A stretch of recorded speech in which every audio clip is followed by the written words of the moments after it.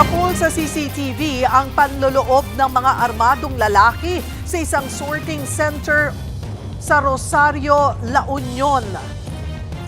Tinangay ng mga kawatan ng sako-sakong parcel at higit 100,000 pesos na cash. Nasa frontline ng balitang yan, si Rainiel Pawid.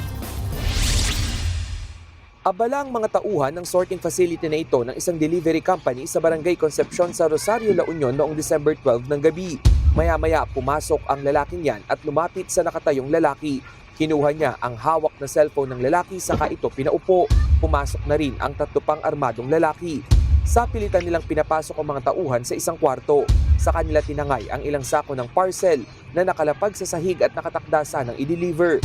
Kinuha rin nila ang mga gamit ng mga staff, pati ang nasa 105,000 pesos na cash. Makalipas ang halos 3 minuto, sumibat na rin ang mga kawatan.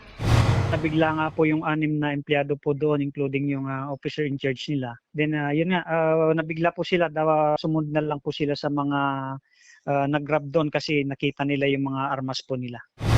Tukoy na ng mga pulis ang isa sa mga sospek habang inaalam pa ang 3 nitong kasamahan.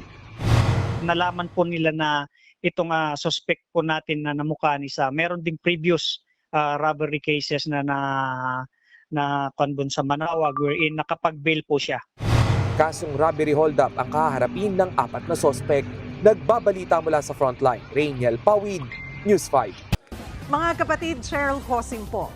Maging maalam at may pakialam sa mga napapanahong issue at headlines. Mag-follow at mag-subscribe na sa social media pages ng News 5.